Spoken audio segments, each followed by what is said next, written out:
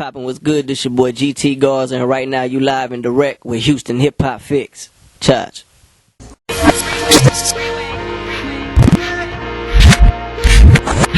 Hey, this is Protocol with HoustonHipHopFix.com. Right now, I'm chilling with the homie GT Garza. What's happening with your brother? Man, just coolin', man. Glad to be here, man. Appreciate it. Absolutely, man. Thank you for coming out. I'm just gonna go ahead and dive straight into it. MM3 is pre-order on iTunes, everywhere. What does MM3 stand for those who've been under a rock, not really in the loop right now? MM3 is actually the first mixtape series I ever dropped. Started in 2006, and this is our trilogy. So we're gonna drop another one, 2016. Yeah. Okay. Now, I heard some things, man. Is it true that there's a tour coming up, possibly in June this summer? We are going on a West Texas La Machina Invasion tour, hitting up different cities: Abilene, Lubbock, Amarillo, Midland, Odessa, and then we'll be in Kansas, Hobbs, New Mexico. That'll be the first leg in June. As soon as we get back, we'll go on the second leg, and then we'll be doing pop-up shops all across Texas, hitting the fans, meeting them face to face, getting our merch out there, all that. So you have I'd say you definitely have a respectable name in the city, man. A lot of people know who you are. Do you feel like you're still expanding regionally and still gathering those fans in Texas? I definitely feel like we're growing independently as a label, as a company. We're still learning on the business aspects, growing and, just doing everything in-house, getting our merchandise together, making sure that we got everything together when we go on tour. The music, we definitely wanted to be able to compete with what's going on nationwide. And we just want to spread our business and, spread our label and our company and, hit other markets. But for right now, we know, our audience, what they like and what they want to hear. And right now, that's where they want us to go. So we're going. You gotta give people what they want. Okay. So I'm hearing you saying we, us, La Machina. How invested are you in that? Is that your brainchild? Are you a partner? Where do you exactly stand with the label? Well, it's a company we actually started in 2008. It's originally titled The Machine. I want to shout out to a lot of my OGs who helped me put it together. And, they gave me the time to just let me, keep it and run it and put it together how I wanted to. And on the creative side, I got 100% creative control. We could drop albums whenever we want. I got distribution through Empire Distribution. So I drop digitally and I drop, hard copies. And then that's why we do pop-up shops, so we can go get the fans the hard copy so they can actually, judge and put it in their CD deck and still jam it just like they would in older times. So we just want to get them an experience and something to just interact with, you know what I mean?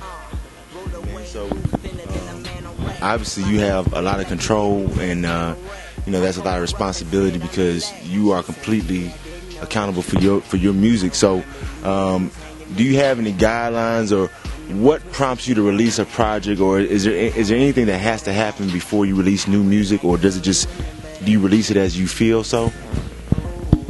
I'd like to release music when either I'm going through something or I just feel I just want to grow and experience new stuff. To me, music is kind of just like anything. It's like basketball, football, whatever hobby or job you do. If you stay on the court long enough, your crossover get better, your layup get better, your defense get better. And I feel like the more you're in the studio, the more you're going to learn and just get better. So I'm always trying to work on my craft and just, see what I'm good at and see what I'm not good at. Everything ain't going to be diamond, you know what I'm saying? So you just want to make sure that you try to put out the best music and good quality. I kind of hear you acknowledging strengths and weaknesses and things like that. Are there anything that you've learned as an artist that you've kind of overcome in your challenges as you've expanded your brand? Definitely. The biggest obstacle I say would have to be myself. Knowing when to put out new music, when knowing to go on tour. To me, you have to fail in order to succeed at anything. And those failures you have to look at as opportunities. And each opportunity you get, you just have to learn how to not do it again and keep moving forward. So, you know, we didn't have a lot of times where we was like, damn, we should just chill. But then, you know, it'd be other times where you just like, nah, I'm not ready to just chill and let this go.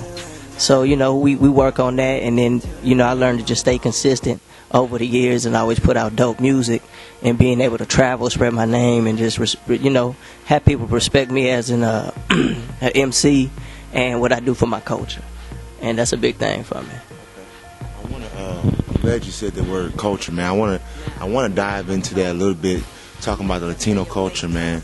I had a chance to sit down with a friend of mine, and we had a conversation, and something that he brought forth to me. I want to check this with you.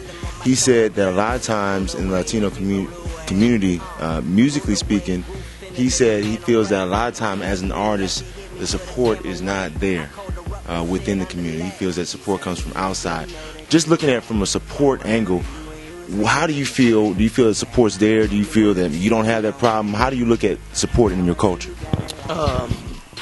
I just think if you know your market and who you're trying to sell your music to and who you're doing it for, then you're always going to have people that's going to listen to you, or always have people that come to your shows. You know, you always have a reason. You know what I mean? And to me, hip-hop, rap, or whatever you want to call it, man, it looks like WWF, but you don't have to be no WrestleMania character. You could be yourself and still be good. You know what I'm saying? When I wake up, I'm GT Garza, and when I go to sleep, I'm GT Garza. So I'm going to just get the fans me, and if they like it, cool. If they don't, you know, we're going to keep it moving. Do you feel like there's any double standard, or do you feel that you have to work harder in any way than any other artist out here to prove yourself? I think in anything you always have to prove yourself, whether it be, you know, sports, or just like I said, football, or painting, or, you know, even, you know, like clothing and stuff like that. It's always competition, and you always just want to stay on your A game and prove to yourself, you know, your family, and people that's listening, that you're just not going to give up, and you're just not going to let something, you know, eat you or take you away from what you love. And, you know, everybody does what they love off of their dreams, and if you're able to, you know, live your dream, then, you know, why not continue and be successful? You talked about some of the music that you release. When you release music, it's basically you're going through something, or there's something you're trying to express. Just talking about with your fans and the music that you have coming forward, are there any changes from the music that we've seen in the past, from some of your past projects? Is there anything different that fans can look forward to? Definitely. I would say in the past, you know, I came up in the battle era, in the battle time, or, you know, the battle circles were real big in the underground scene. We would travel all around Texas and just hit up, you know, b-boy events and do different shit like that. But yeah, in the end, I always wanted to transition into music and just learn how to be, you know, an artist, and take what I learned from just the battle circuit and, you know, rhyming, and give it, I guess, a musical structure so I could speak my mind and tell people what I wanted to give to the people and what I wanted to say. And to me, it was a way for me just to voice and vent what I was going through. And the more I found out that the things I was saying were capturing people's attention, it helped me understand, you know, my voice and what I was doing for my culture. And now it's just a big thing for me to make sure that I represent us in the right way. I say the right stuff, and you know, just trying to come out here and just be respected for who I am and, you know, what I'm doing for our people.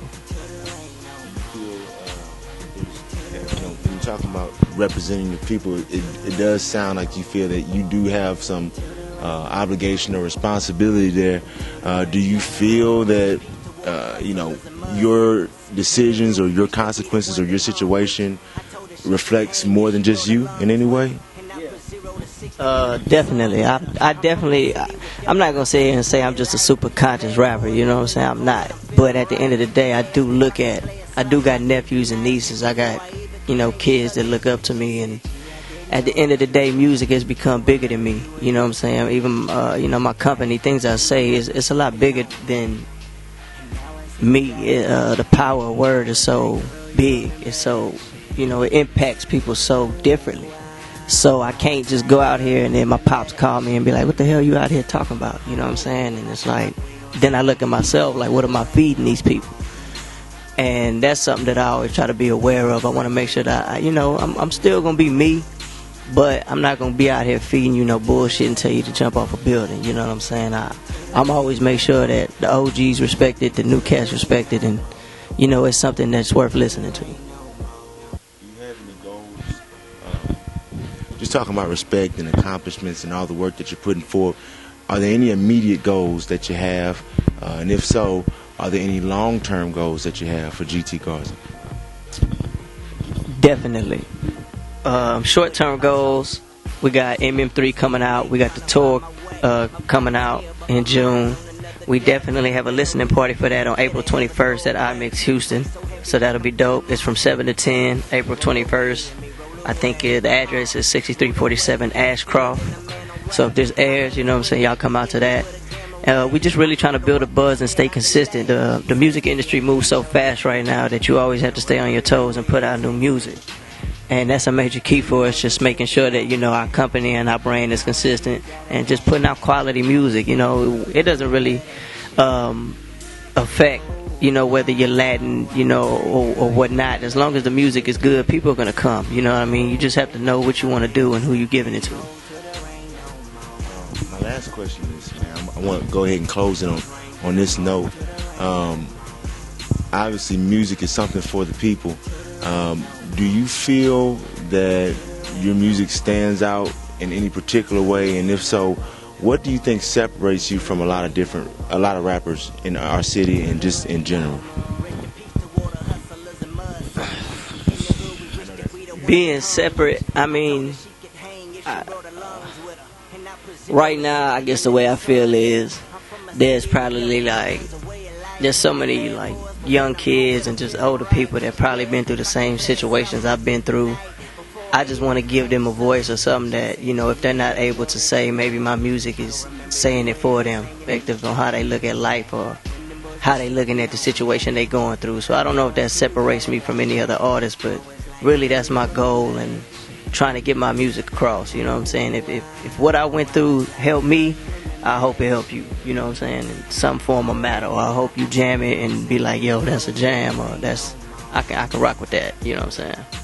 Man, well, I definitely hear you talking about the people a lot and the way you carry out your message. So we're gonna be looking forward to hearing this MM3. We're gonna pre-order it April 24th, 21st, 22nd. IMEX. You got the listening party. The listening party is on the 21st, IMEX Houston, 7 to 10 p.m., 6347 Ashcroft. MM3 drops the next day, April 22nd, on iTunes and Google Play. Make sure and pick it up. LaMachinaEmpire.com. Follow me on Twitter, IG, at ITZGARZA. That's It's Garza. Holla at me. Holla at him, man. It's Protocol, Houston Hip Hop Fix. GT, we appreciate you, man. All right, brother. Peace. Hey, yo, what's poppin', what's good? This your boy GT Garza, and make sure and tune in and check out my interview on Houston Hip Hop Fix. It's going down, 7-1 Trey. Salute.